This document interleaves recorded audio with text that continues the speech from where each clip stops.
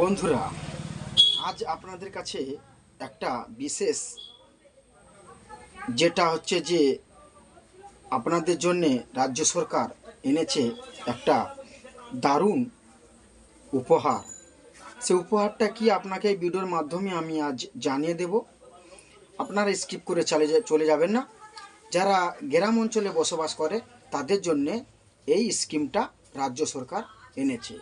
এই স্কিমে আপনারা রেশনের কি সুবিধাটা হারাতে চলেছেন সেই নিয়ে আজ এই ভিডিওটা আপনার কাছে আমি পোস্ট করব।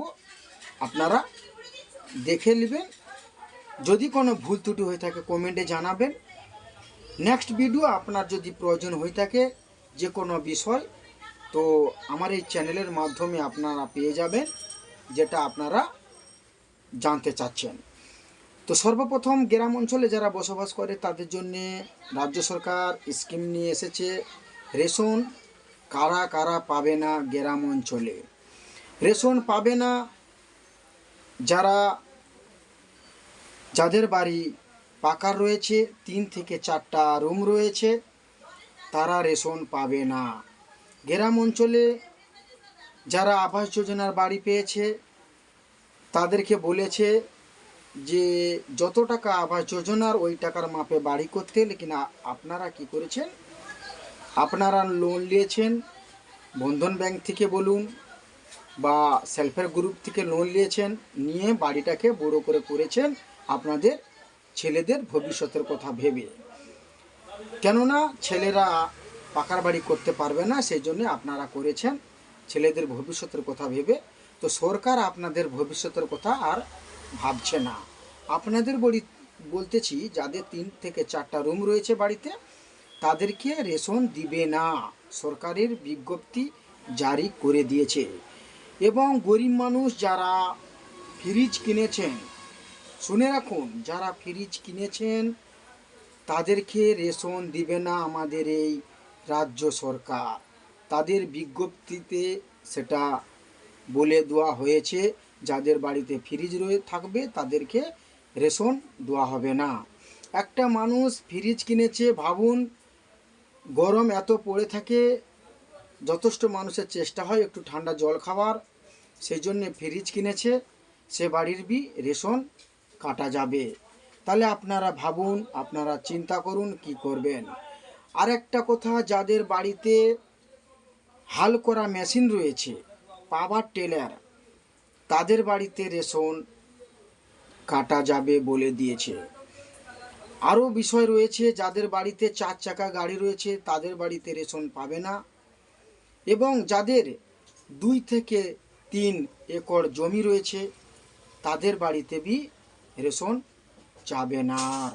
কেননা সরকার পরিবর্তন হয়েছে, তাদের ডিসিশন তারা দিয়ে দিয়েছে।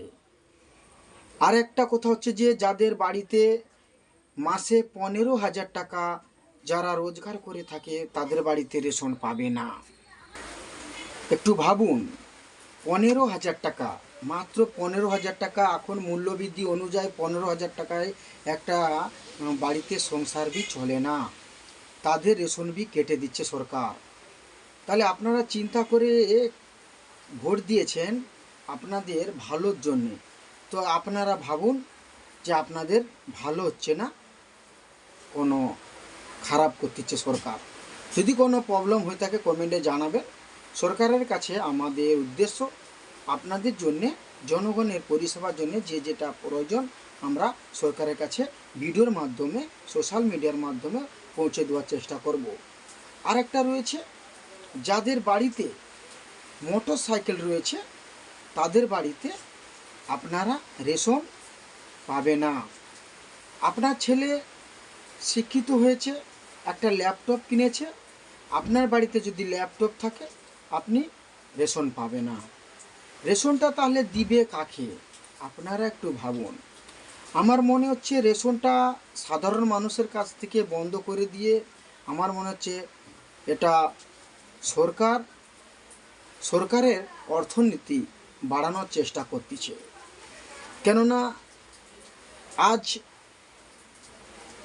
80 বছর হয়ে গেল আমাদের দেশটা স্বাধীন হয়েছে, 80 বছর পরে এমন একটা সরকারকে আমরা দেশের মধ্যে চালাচ্ছি, তারা যে সাধারণত মানুষের যে রেশন ব্যবস্থাটা এখন সাধারণ মানুষের কাছ থেকে তুলে দিতে চাচ্ছে।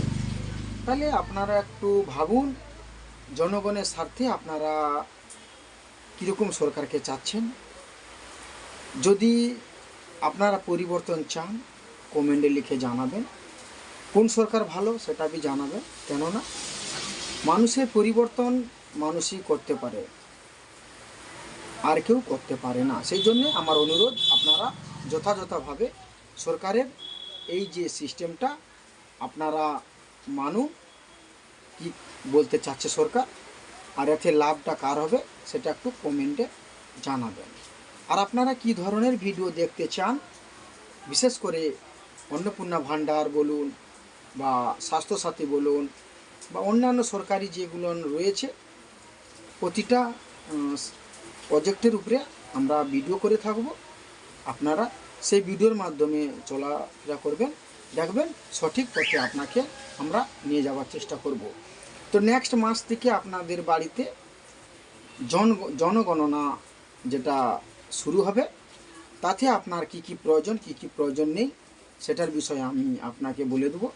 তো চ্যানেলটাকে সাবস্ক্রাইব করে রাখুন, আর ভিডিওটা ভালো লেগে থাকলে একটা লাইক করে দিবেন, কমেন্টে জানাবেন আপনার কি কি প্রয়োজন রয়েছে। তো আপনার সাথে দেখা হচ্ছে নেক্সট ভিডিওতে।